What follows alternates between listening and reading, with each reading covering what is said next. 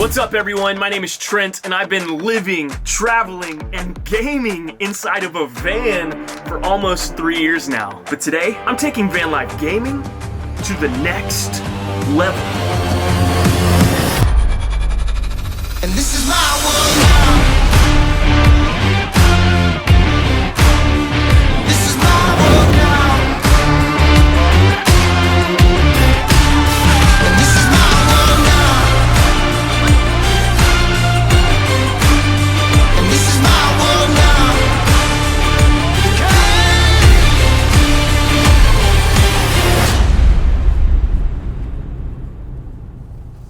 All right, so here we are at Micro Center. Today I am setting out to build the ultimate Vanlife gaming PC. I'm talking something that is powerful, something that can play any game that I want, something that is compact because it's gonna be inside this confined space, and most of all, something that is power efficient because this PC is gonna be completely powered off of the sun with these solar panels on top of my van. And I've never built a PC ever in my life, so hopefully these guys in Micro Center can help me out because I have no idea what I'm doing. So let's head in there, let's see what kind of parts we can find to best fit the van life lifestyle. Let's go.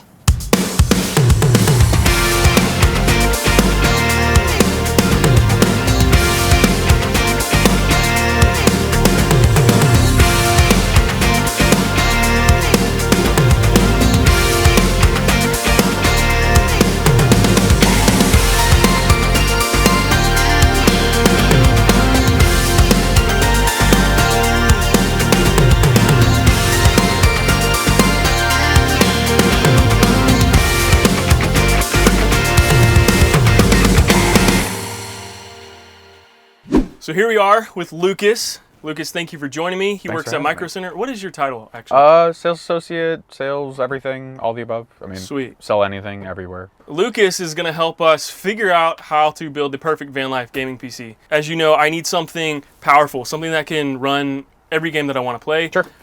Something that's compact because it's in this confined space, and most of all, something that's power efficient because it's going to be powered off solar. Sure. Yeah, so there's a lot of complications there. Yeah.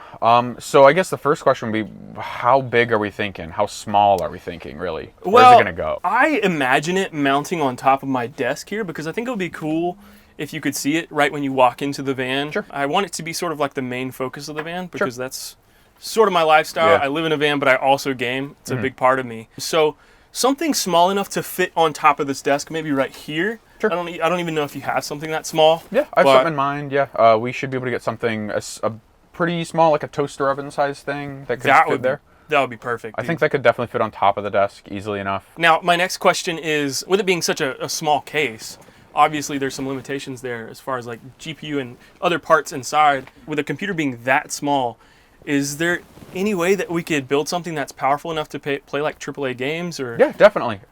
Nowadays, I mean, just stuff is getting more and more efficient, so it's easy enough to say that we should be able to get a full-sized gaming desktop in that smaller size, definitely. Really?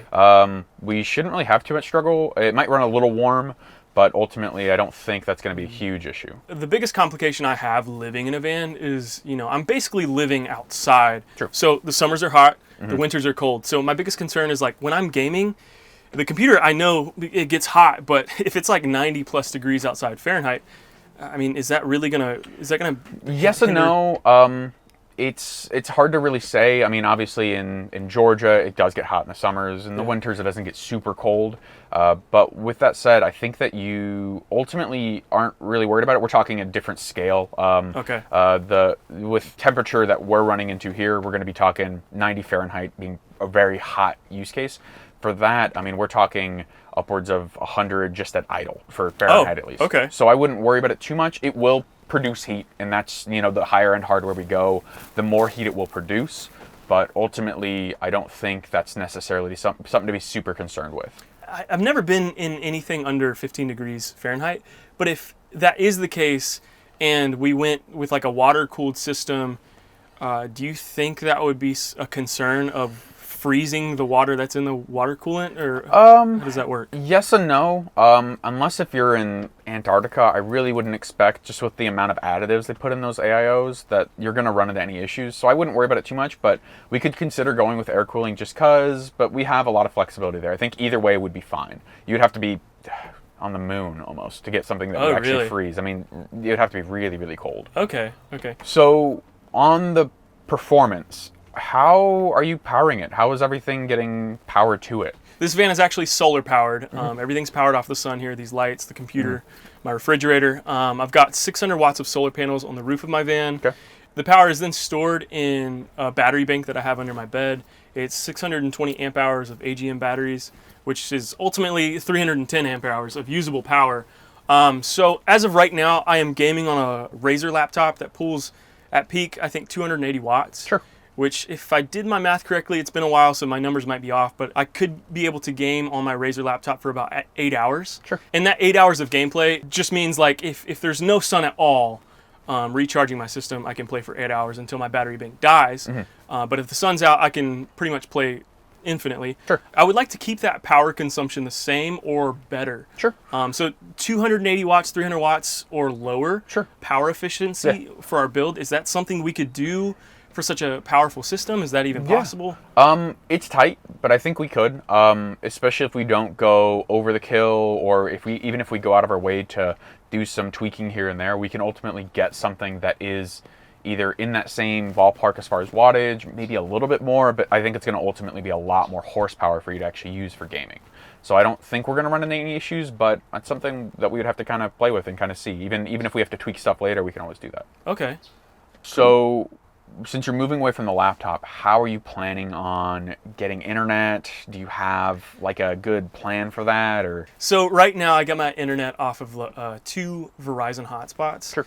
which work. The ultimate downside is that, you know, these hotspots have a data cap of 30 gigs. So after 30 gigs, my speeds get throttled. Sure. And ultimately I just sort of pull up to places with public Wi-Fi and steal their Wi-Fi, friends' Wi-Fi. Yeah. So I guess I don't know how computers work when it comes to getting Wi-Fi, but is there like a good Wi-Fi chip that we put into the computer that can... So certain components will allow for better connectivity. Okay. If we wanted to, we could upgrade individual things on a larger desktop to change the Wi-Fi from this basic to the higher end, you know, AX, you know, Wi-Fi 6, 6E supported networks. But ultimately, I think even just having a basic Wi-Fi setup for this makes a lot of sense. Do you know what speed you're getting off of that? I really don't, honestly. I've never really checked. I play a lot of MMOs, Sure. so it doesn't really use a lot of bandwidth, Sure. to my understanding. So my hotspot is generally fine for Sure. me. And even public Wi-Fi, you don't feel like it has any issues? Public Wi-Fi works great. Sure. But a lot of times I find myself parking at friends' houses and Sure. Just stealing their Wi-Fi. That makes sense. So yeah, but yeah, I think we should have everything covered. Yeah, we should be able to head inside. I think I've got a pretty good idea of what we're looking at. We can Sweet. kind of head in. Yeah, let's do it. Sure.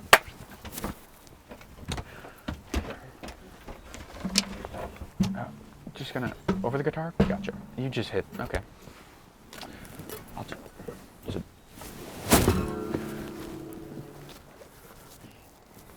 You thought that I was done. You ain't seen nothing yet. Walk that fire. Start that fire. Burn it down. Oh, yeah. You ain't seen nothing yet. I go harder. Let the sun feel me now. Feel me now. You ain't seen nothing yet.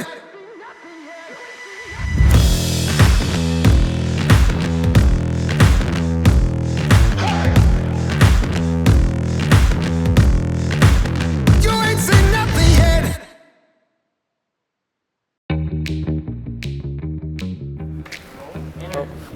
Hold on, I need to fix my watch. Give me a second. It's very important that I get the watch straight. Are you rolling? Oh, cool. Oh, What are sorry. you saying no to? People behind us. Just Oh. making sure no one walks through. Okay, cool. Hey, Zach. He's not gonna hear me. Never mind. Zach, don't walk through here, Zach. Come on, Zach. So the time has finally come to finally build the PC that I've been waiting for my entire life. Lucas, why don't you give us a little rundown of the parts that we chose and why we chose them? Sure. Start off on the top. Ryzen 9 5950X, plenty of cores, plenty of threads to kind of keep up with anything that you want to do, gaming, streaming, even editing, anything really. Sweet. X570i, just a good rock solid ITX motherboard, just something simple to work with. Plenty of expandability for such a small form factor. RTX 3070, got an EVGA one here. the one we had. A lot of people understand that's how it is right now. But more than enough horsepower for just gaming. Even has the NVENC encoder, DLSS, ray tracing in case you want to push any of that stuff a little bit further. 32 gigs of RAM, 3600 megahertz, just a fair amount of RAM just for gaming and streaming, just to keep up with any multitasking you want to do. Two 2 terabyte SSDs, both NVMe. One's 4.0, one's 3.0, so that way we get benefits on the boot drive, and then a secondary drive for, let's say, games or any sort of media that you have, anything like that. Cool. We got a little extra room. This is the NR200P. Not much extra room, but it's about as small as we can go before you start running into issues with compatibility, things like that. H100i water cooler. It's gonna be a tight fit, but we should be able to get it to fit in there. And then I grabbed some extra fans just in case we need them. If we can get them in there, I'd like to, just for extra cooling. Corsair SF750 power supply, platinum rated, easy to recommend, as efficient as you really can get. I don't think we need more than this wattage, but it's ultimately going to need to be as efficient as possible, and that's why we go with a platinum rated one. It'll end up saving you maybe not a huge amount, but it might end up being something in the range of 15 to 20 minutes. That might not seem like a huge amount, but it can be a big deal. Real quick, while I'm thinking about it, this is a 750 watt power supply. Yes. Me not knowing much about power supplies, does that mean it pulls 750 watts constantly? Or? No. Okay. Exact opposite. So it can go up to 750 watts. I've seen tests where these can go up to 800, but at the end of the day, 750 is what this is rated for. It will pull however much it needs, and so in that same vein, what we'll actually be doing is probably running this in what's called an eco mode. Okay. It'll go from 105 watts down to 60. You're going to lose some performance there, but it's going to save you so much efficiency. Okay. It's a small thing, but at the end of the day, for something like this where efficiency is needed, that's going to be a big deal. It'll ultimately save you a lot of overall wasted power, if you will. Gotcha. So, okay. But yeah, I think that's pretty much everything. Sweet. We should be good to go. Yeah. Ready for the build? Yep. Let's do it. Let's get started. Yeah. Mayday, yelling Mayday. Everybody better vacate from the gateway. 100 rounds on the freight train. That's the wavelength. From the bottom where we ate pain for the weight gain. Draw a line and I'll be 10 toes pushing past that. Never back. Fully with the boundary for the bounty with a bag at.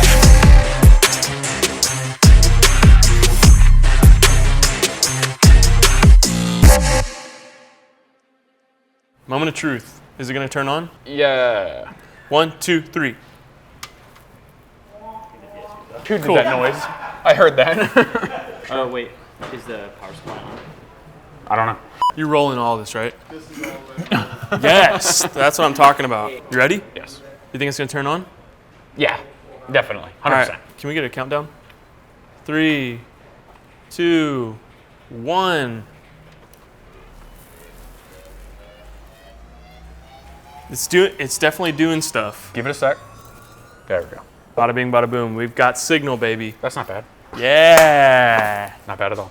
All right. So after about, what was it, 2-3 hour build? Yeah, something like that. We finally finished this compact PC, perfect for Vanlife Gaming, wouldn't you say? Yeah, definitely. I mean, it's about as much as you could fit in such a small package. So yeah. I mean, we hit all the marks, right? Yeah. It's super powerful. It's obviously compact. Yep.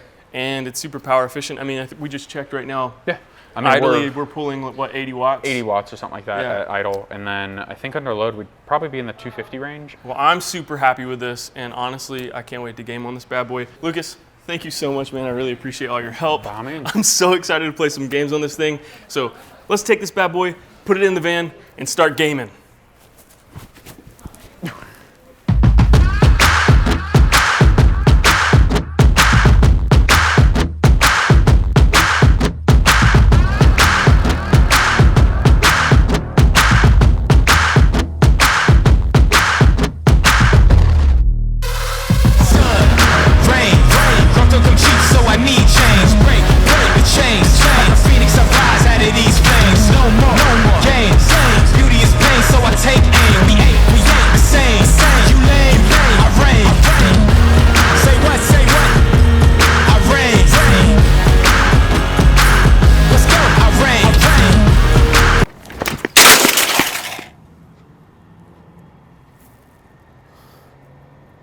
I do.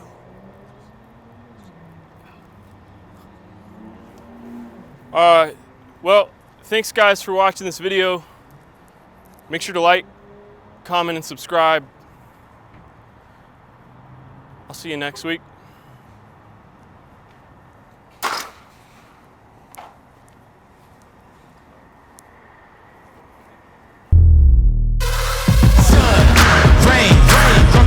So I need change, break the chains. Like a phoenix, I rise out of these flames. No more games. Beauty is pain, so I take aim. We ain't the same. You lame, I reign. Say what? I reign. Let's go. I reign. I reign. We ain't the same. You lame, I reign.